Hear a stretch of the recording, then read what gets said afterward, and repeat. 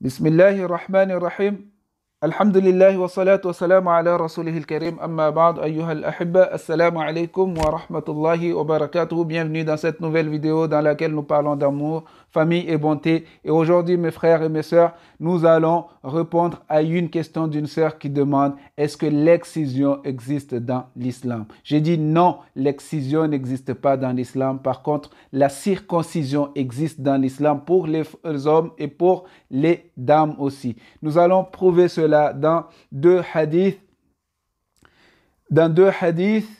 qui sont les deux hadiths qui existent, qui sont authentifiés par Cheikh Albani dans Sahih al-Jami', dans son Sahih al-Jami'. Il dit le premier hadith de Atiyya radiyallahu ta'ala anha, Nusaybat bint Ka'b, la tanhaki. Il dit quoi? La tanhaki fa inna dhalika ahda lil mar'at wa habbu ila al ba'd. Le hadith là que Atiyya radiyallahu ta'ala anha rapporte, il dit qu'il y avait une femme, anna imra'atan kanat takhtinu bil madinati. Il y avait une femme qui faisait le khitan, la circoncision à Madina. فقال لها النبي صلى الله عليه وسلم. Le messager de Dieu sallallahu alayhi wa sallam lui avait dit la tunhiki. Le messager de Dieu sallallahu alayhi wa sallam lui a dit la tunhiki. Ne l'exténuez pas, n'arrachez pas tout. Qu'est-ce qu'il ne faut pas arracher? C'est la crête. فَإِنَّ ذَلِكَ أَحْدَى لِلْمَرْأَةِ. Car cela rend heureuse la femme, وَأَحَبُّ إِلَى الْبَعْلِ, et aimée par le mari.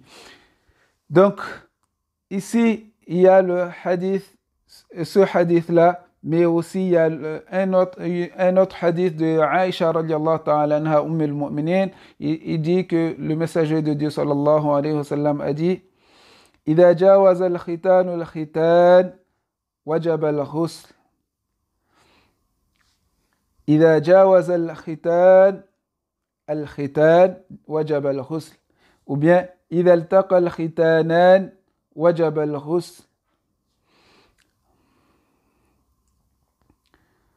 Lorsque deux parties circoncis se rencontrent, alors wajab al-ghusl, le bain devient obligatoire.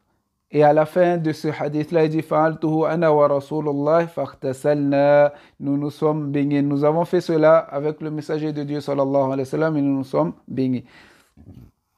Les femmes du prophète sallallahu alayhi wa sallam étaient là pour nous enseigner ce qui se passait dans la maison du prophète sallallahu alayhi wa sallam. Donc sur cela, on n'a pas de doute sur ce hadith-là de Aïcha radiyallahu ta'ala anha.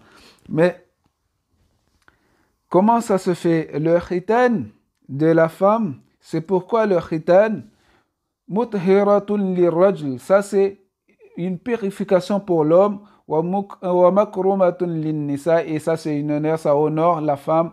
وفيه تخفيف لحدة الشهوة عند النساء. Et dedans aussi il y a le fait que cela diminue l'envie pour le shahwa, pour la femme. Les femmes qui ont beaucoup de shahwa, cela diminue leur envie, leur shahwa, parce qu'il y a des femmes qui sont exceptionnelles, qui ont des envies qui se dépassent le norme d'une femme, le norme des femmes. Donc cela diminue leurs envies pour ces genres de femmes-là. Nous ne conseillons pas le khitan pour toutes les femmes, mais nous conseillons quand même pour les femmes qui ont les envies qui dépassent, que leur mari n'arrive pas à les satisfaire, et elles ont le droit de faire cela, de faire le khitan. Il n'y a pas de problème sur cela,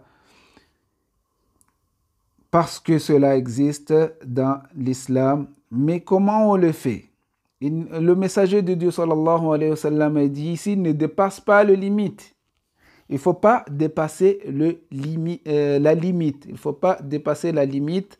Et la limite, c'est qu'il ne faut pas arracher toute la crête. Il faut juste prendre le bout, juste le bout qui est en haut,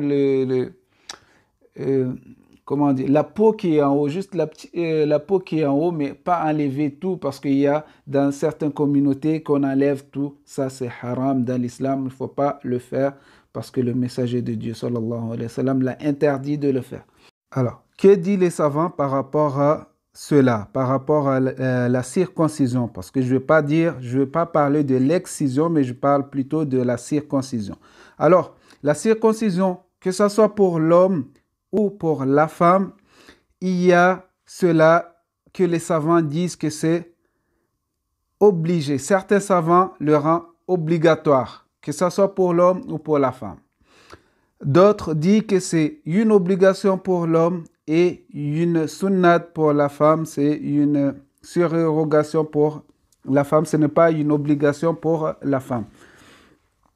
Après, d'autres disent pour l'homme et pour la femme, c'est sunnat. Parmi les savants qui le rend obligatoire, il y a le madhab shafi'i, il y a aussi le madhab hanbali qui ont deux avis.